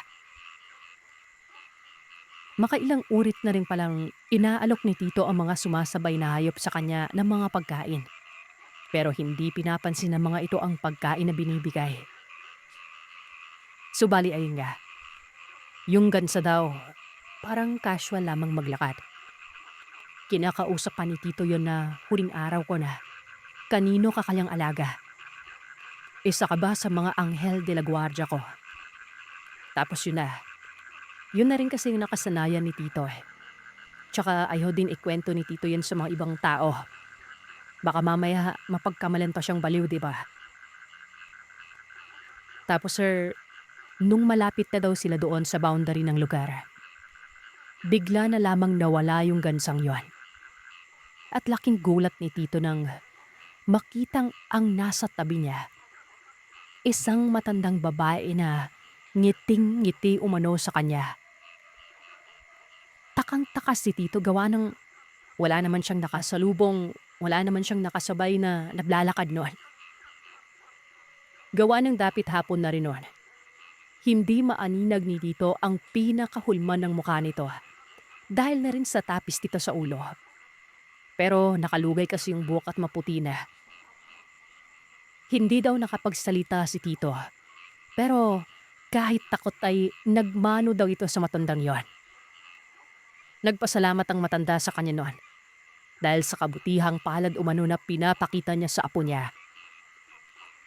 Lagi daw ikinikwento si Tito ng bata sa kanya at kapag nagdadasal umano ang bata ay sinasama siya sa dasal para gabayan umano si Tito noon. Mangyak-ngyak daw si Tito at hindi niya maipaliwanag kung bakit hindi niya magawang magtanong sa matanda kung paano siya nahahatid sundo ng mga hayop. Hanggang sa mawala na lamang yung matanda sa kawalan. Mga ilang araw ang lumipas nang magkita ulit si Tito at yung may-ari ng bahay na itinayo niya. Dito niya nalaman na may mga tinatawag nga umanong aswang sa lugar nila. At isa na doon, ang angkan ng batang lagi niyang katabi kapag nagpipreach o nangangaral siya. Halong kilabot at mangha umano si Tito noon. Lalo na, at buti na lamang na ang nakasalamuha niya doon ay ang mga mababait na klase ng ganong mga nilalang. Kaya nga laging pinapaalala ng Tito ko sa amin na maging mabuti, lalo na kung hindi natin kilala ang mga nakakasalamuha natin. Pangalawang karanasan naman, Sir Seth. Alam niyo yung mga kwento-kwento tungkol sa mga piyestahan, di ba? Yung mga kainan. Tapos aalukin ka ng mga pagkain o kung ano man. Meron din pong karanasan ng tatay ko sa ganon. Ito naman, Sir Seth. Sa lugar naman talaga nila nanay at sa iba pang karatig na lugar, talamak ang mga aswang. Pero nakasanayan lang din talaga nila ang mga ganitong klaseng mga nilalang na nakakasalamuha naman nila sa araw-araw. Konting ingat nga lang talaga minsan dahil mahirap na kapag nang trip ang mga ito, ng usog ng aswang. Kaya hindi na ako nagtaka kung bakit gustong-gusto ng tatay ko na itong nanay ko ay dalhin sa mismong lugar nila dahil walang masyadong ganun doon. Merong nililigawan noon si tatay bago pa niya nakilala ang aking nanay. Nung una, hindi siya yung tipong formal na panliligaw dahil sa eskwelahan lamang sila nagkikita noon. Nagkakausap, pumoporma si tatay ng maayos. Pag sinabi kasing formal, ito talaga yung tipo na sa bahay ka mismo ng babae pupunta. Gawa ng nagugustuhan na din umano ng dalaga itong si tatay.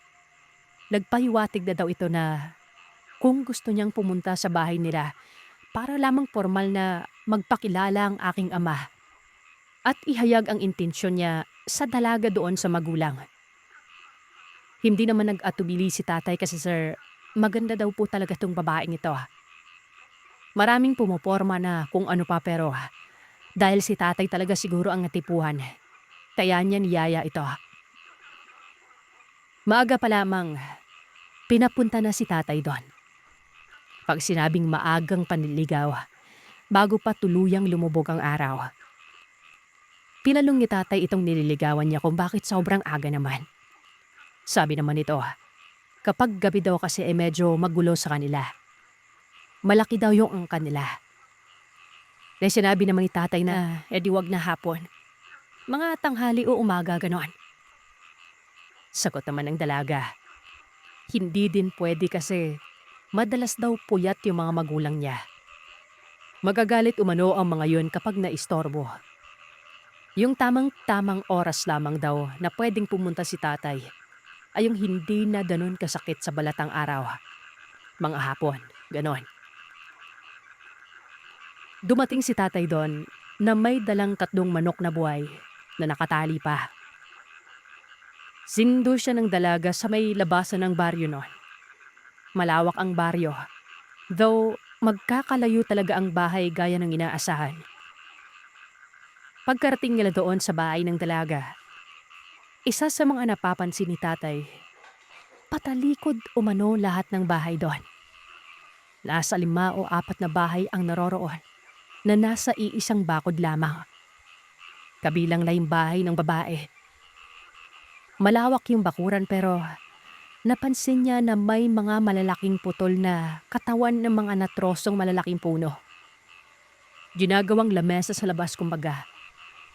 Nakapwesto ito sa bandang likod ng bahay kung saan nakatapat sa mga pintuan na nakatalikod din sa mismong baryo nila. Naisip na lamang ni tatay na marahil ay ganun na talagang itsura ng pagkakagawa na para bang walang mangialam sa kanila doon. Naging maayos naman umano ang pagtanggap ng mga magulang ng dalaga kay tatay. Nakangiti ang mga ito. Napapansin niya lang na medyo may katandaan na yung mga magulang. Tapos mga payat. Matutulis yung mga natitirang ipin kasi palangiti yung mga yon.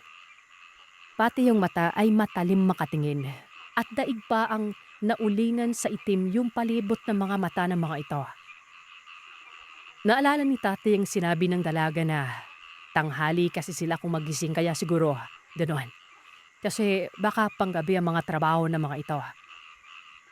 Minsan naman sa mga mangingisda at nagsasaka, gano'n eh. Maayos naman silang nag-uusap sa labas. Napaka-entertaining ng tatay ng dalaga. Hanggang sa maya-maya pa, may dumating na 5 lalaki. 3 sa lalaking ito, tiyuhin ng dalaga. At yung 2 ay katrabaho o kainuman. Narinig pa nga daw niya ang sinabi ng isa sa mga lalaki na ang layo naman pa na talaga ng inyo pare. Sinagot naman siya ng mga ito ng kaya nga dito na kayo magpagabi. Hindi daw taga doon ang 2 lalaki na yon. Dayo, bagong kakilala, bagong kakaibiganin. Maya-maya daw, may lumabas naman na matanda sa isa sa mga bahay doon. Nagpakilala itong lola ng nililigawan nitong ni tatay.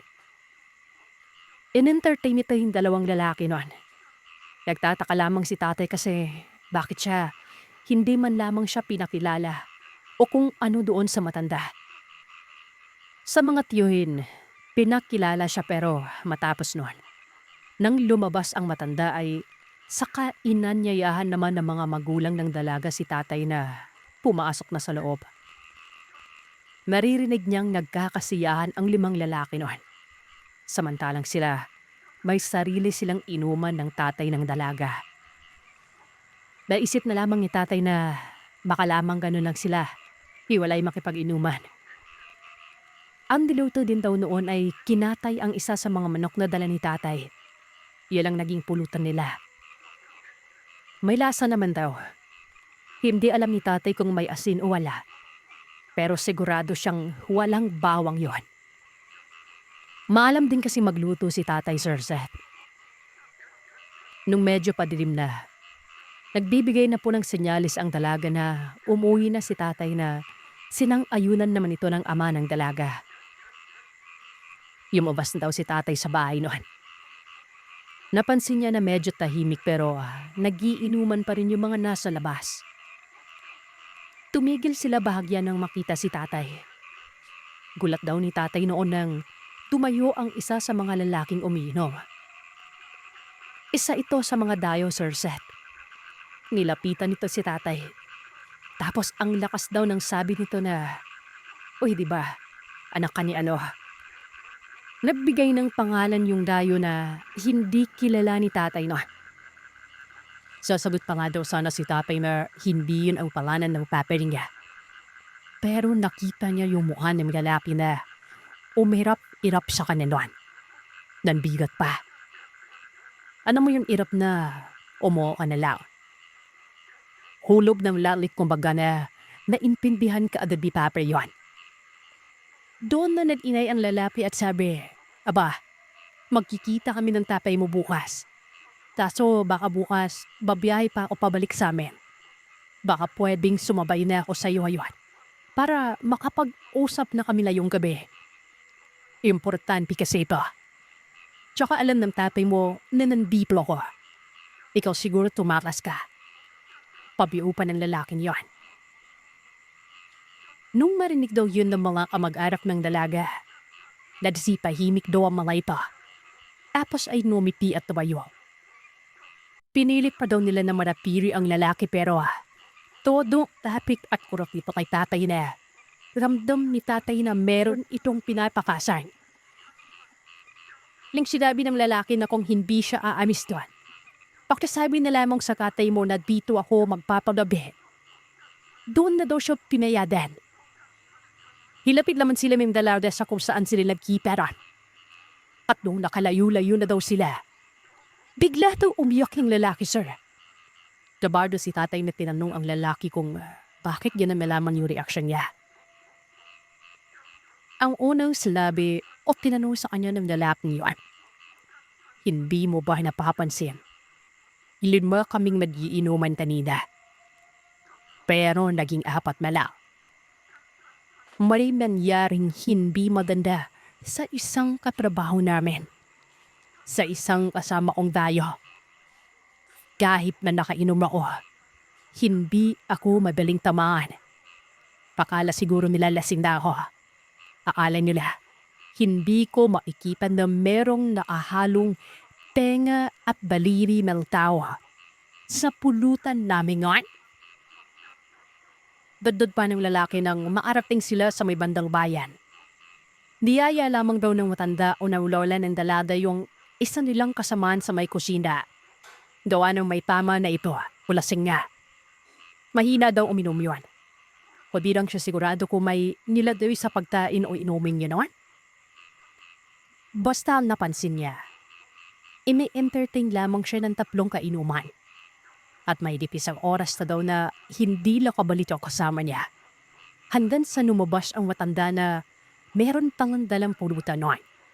Na doon na nakita ng lalaki ang penga at daliri ng tao na nakahalo doon sa inihain ng matanda.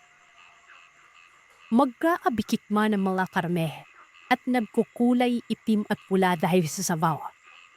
Hindi siya pwedeng magkamali sa nakita niya. Kwento ito ni Papay kay Lono. Binagalit si Lono kasi hindi sinabi ni Tatay kung saang lugar siya pupunta noon. Kumpirmado. Isa nga yan sa mga baryo na merong mga aswang. Papito pa, Sir Seth. Pinabaunan si Tatay ni Lolo ng bawang asin at iskapularyong may dasal noon. Iritang-irita o mano ang dalading nililigawan niya sa amoy niya. At magmula noon ay iniwasan na siya at hindi na siya pinapansin pa. Ito namang pahuli. Ang mga magulang ko po ay nagalad, dalaero at mga balaera.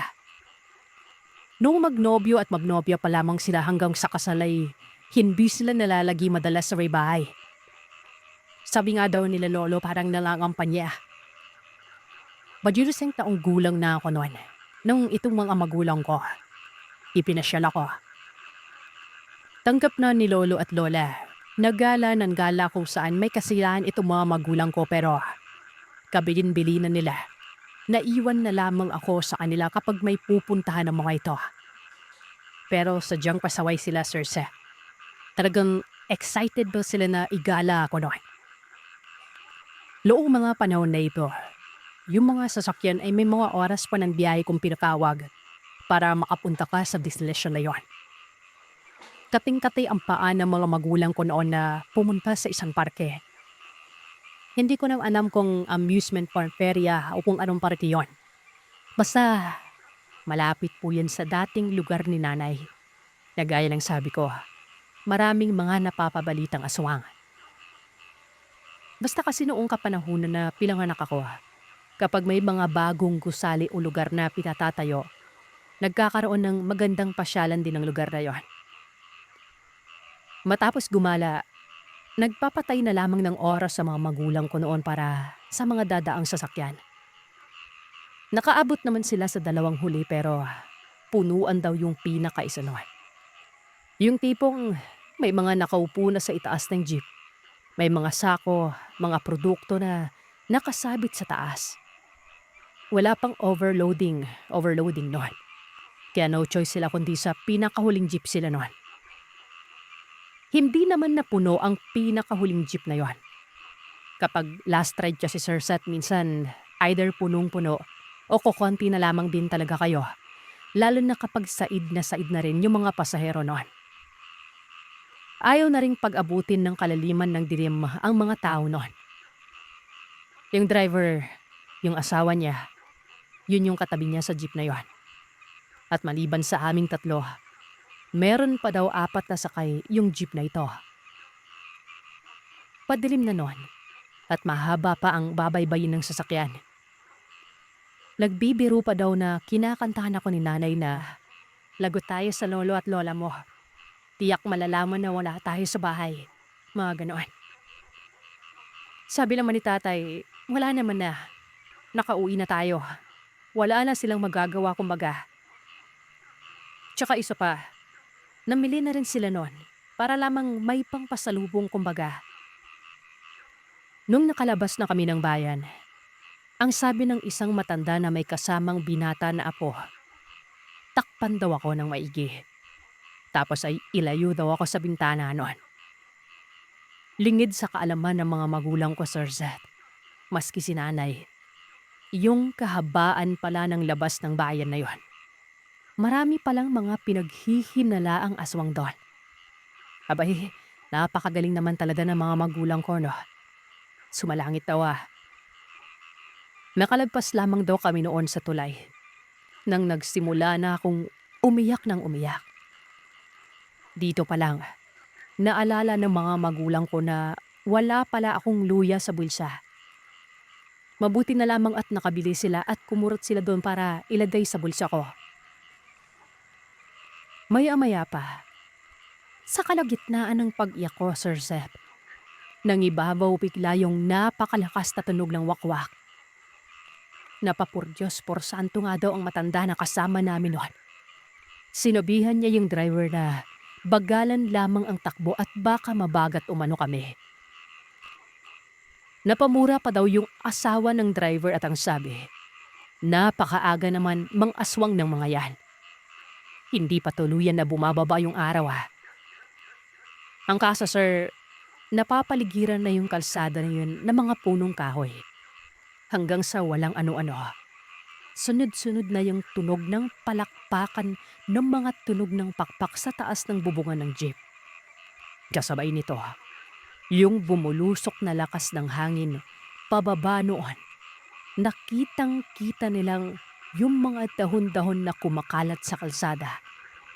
Parang hinihipan umano palayo. Pinalipat si nanay doon sa dulong upuan na nasa likuran ng driver.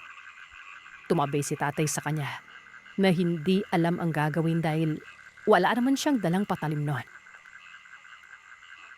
Hanggang sa bigla na lamang napahinto ang driver ng sasakyan. Paanong hindi? Merong nakaharang umano na kung anong itim sa may harap nila. Hindi niya makita kung ano bang klase yon. Hindi niya rin maaninad yung daan dahil sa nakaharang na yon. Tinitigan ito ng maigi ng driver pero meron siyang napagtanto.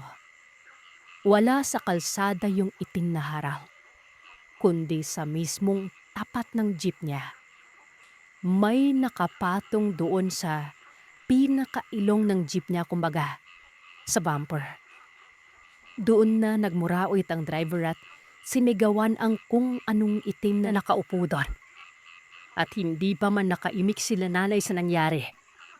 Yung isang pasahero daw, hidampas yung bit-bit na putulin na paa ng baboy sa may bintaan ng jeep na malapit banda kay nanay. Paano ba naman kasi? May mabalahibong kamay na pumasok doon. Sisigaw na daw sila noon sa driver na paanda rin na. Suwigaw yung driver sa nakikita niya sa harap niya na hindi ka aalis. Babatuhin at sasadasaran kita. Lan hindi pinapilag. Takbong kadyot ang ginawa ng driver para ma-out of balance o gumalaw ang nakapatong gun. At walang ano-ano. Bigla na lamang umanong umikot ang ulo banda ng nilalang na yun. At sa namumula at namumuti nitong mga mata, ay pitig na pipig ipa sa driver.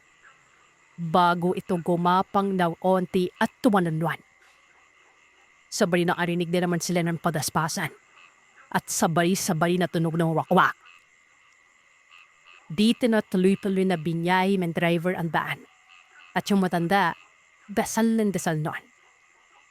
Sabi lamang nito, panagprasing kami ng ligtas, papunta sa susunod na baryo. Pagdating sa sumunod na baryo, nagpahinga umano muna si nanay ron. Tiningnan ako ng maigi na nakaidlip naman ako dahil pawisan. Pinahiran ako ng kung ano-ano. Yung balabal na dala ng matanda, pinangbalit muna sa akin dahil kulay ipin yun. Hanggang sa makarating kami sa baryo namin. Nabuti na lamang din palada at hindi kami huling nakababa. Hindi pinalaman nila lolo at lola. Baka daw kasi hindi napayagan sila tatay na igala ako. Mga ganon. Pero syempre, pinagaripan pa rin sila. Pero pagkatapos nun, todo inat na sila nanay. Inaanam nila yung lugar na pinupuntahan. At hindi na rin sila nagpapagabi pa. At iyan ang kwento ng aswang para sa araw na ito. Salamat sa inyong pakikinig. Huwag kalimutang mag-iwan ng komento at sabihin sa akin kung ano ang inyong naisip. Hanggang sa susunod na kwento, matulog kayong mahimbing kung kaya ninyo.